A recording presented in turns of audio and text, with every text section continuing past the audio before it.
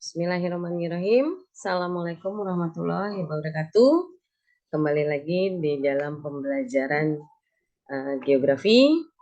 Saya Ibu Tri Susilawati, guru pengajar geografi kelas 10 SMA Negeri 1 Parung, yang akan menjelaskan kali ini tentang pengaruh letak Indonesia terhadap kehidupan manusia. Pengaruh letak Indonesia dipelajari di kelas 10 di fase E di semester ganjil, menjelaskan tentang pengaruh letak Indonesia secara astronomis, secara geografis, dan secara geologis. Secara geologis sendiri terbagi menjadi dipengaruhi karena letak berdasarkan dangkalan, berdasarkan lempeng tektonik, dan jalur pegunungan dunia. Diawali dengan pengaruh letak astronomis Indonesia. Nah, letak astronomis Indonesia di ujung paling utara Indonesia itu terdapat di Pulau Rondo, ya, Nanggro Aceh Darussalam pada lintak lintang 6 derajat lintang utara, dan paling selatan itu ada di 11 derajat lintang selatan di Pulau Rote. Sedangkan yang ujung paling barat Indonesia itu berada di Pulau W di 95 derajat bujur timur, dan yang paling timur Indonesia berada di Merauke di 141 derajat bujur timur. Nah, karena letak astronomis yang Indonesia yang seperti ini mengakibatkan Indonesia berada di daerah tropis, daerah beriklim tropis, ya, sehingga Indonesia mendapatkan panas matahari sepanjang tahun, di mana hal ini sangat menguntungkan Indonesia, di mana vegetasi, tumbuhan, dan hewan sangat memerlukan sinar matahari, dan bisa dikatakan bahwa Indonesia memiliki keberuntungan. Indonesia juga punya paru-paru dunia, punya hutan tropis terbesar kedua di dunia setelah Australia. Ada lagi hal yang menguntungkan dari Indonesia, karena dia terletak antara 6 derajat lintang utara dan 11 derajat lintang selatan, di mana daerah di antara 10 derajat lintang utara sampai 10 derajat lintang selatan merupakan daerah doldrum, daerah DKAT, daerah konvergensi antitropik, yaitu daerah pertemuan dengan jenis angin pasat yang menguntungkan Indonesia sekali, karena Indonesia terhindar dari serangan angin topan yang sering melanda wilayah-wilayah dunia. Ada lagi keuntungan dari letak Indonesia, ya, secara garis bujur dia. Di antara 95 derajat bujur timur sampai 141 derajat bujur timur, maka wilayah Indonesia terbagi menjadi 3 daerah waktu. Ya. Di Sumatera, Jawa, dan sebagian Kalimantan itu masuk wilayah waktu Indonesia bagian barat. Sebagian Kalimantan Timur, Kalimantan Utara dan Selatan, seluruh Sulawesi, Jawa Timur, Bali, Nusa Tenggara itu masuk wilayah Indonesia bagian tengah. Sedangkan Papua, Maluku Utara, dan Maluku masuk ke wilayah Indonesia bagian timur, di mana setiap wilayah itu selisih waktunya adalah 1 jam. Nah, dampak yang kedua adalah posisi Indonesia, atau kita sebut dengan letak geografis Indonesia. Letak geografis Indonesia yang berada di antara 2 samudra, Samudra Hindia dan Samudra Pasifik, lalu di antara benua Asia dan benua Australia, yang mengakibatkan Indonesia dipengaruhi oleh gerakan angin muson atau angin musim yang berganti arah setiap setengah tahun sekali akibat dari gerak semu tahunan matahari.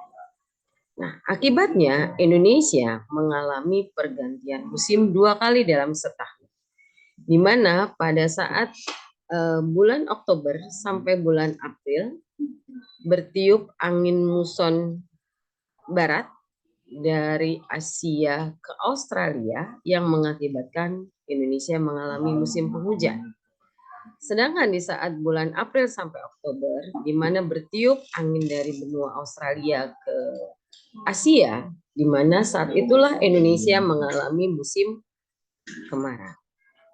Selain faktor tersebut, ya, karena letak berada di posisi silang jalur lalu lintas perdagangan internasional yang mengakibatkan Indonesia banyak memiliki keanekaragaman suku, keanekaragaman budaya, keanekaragaman agama, bahasa, dan ras, ya, sehingga memperkaya keberaneka Indonesia, kebudayaan Indonesia. Selain itu, karena wilayah Indonesia yang dikelilingi oleh lautan, 2/3 wilayahnya merupakan lautan, ya, di mana juga karena pengaruh angin iklim tropisnya mengakibatkan wilayah Indonesia menjadi wilayah yang tingkat kelembabannya sangat tinggi. Jadi walaupun berada di daerah tropis, tetapi dengan kelembaban yang tinggi, maka Indonesia tidak beriklim panas, tetapi beriklim lembab yang banyak curah hujannya. Hal ini sangat menguntungkan Indonesia, ya, sangat menguntungkan Indonesia dalam bidang pertanian, perkebunan, dan sebagainya. Pengaruh letak yang ketiga adalah pengaruh letak geologis Indonesia.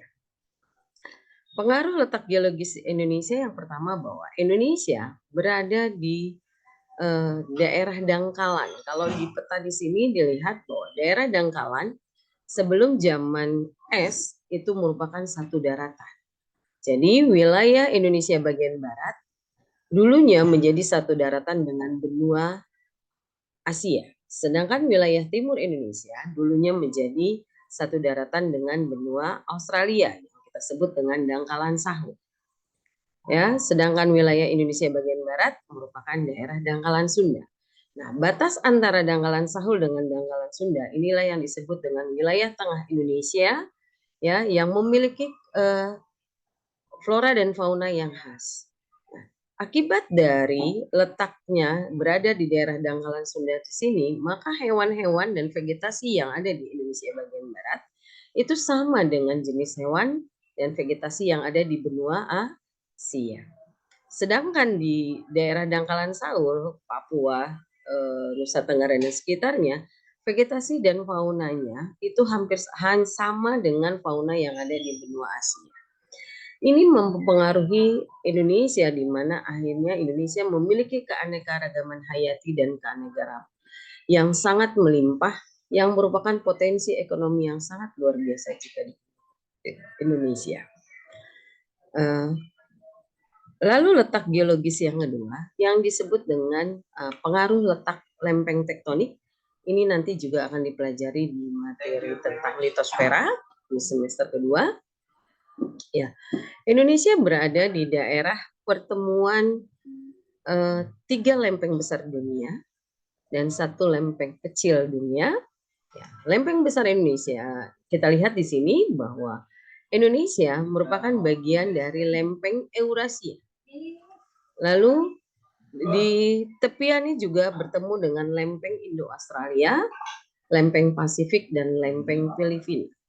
Nah, akibat dari pertemuan lempeng dunia yang terus bergerak aktif sepanjang tahun, maka mengakibatkan Indonesia adalah daerah yang rawan gempa bumi. Di daerah-daerah pertemuan lempeng, ya, di sepanjang pantai barat Sumatera, Jawa, ya, lalu di bagian di perbatasan antara lempeng Filipina dengan lempeng Eurasia itu merupakan daerah-daerah yang rawan dengan gempa tektonik, ya, dan juga berpotensi tsunami. Itu dampak negatif yang diakibatkan dari pertemuan lempeng tersebut. Juga banyak mengalami gempa tektonik. Jadi bisa dikatakan bahwa Indonesia adalah daerah yang rawan gempa tektonik dan tsunami. Nah, letak geologis yang ketiga adalah, akibat dari pertemuan lempeng juga mengakibatkan terbentuknya jalur pegunungan lipatan muda dunia.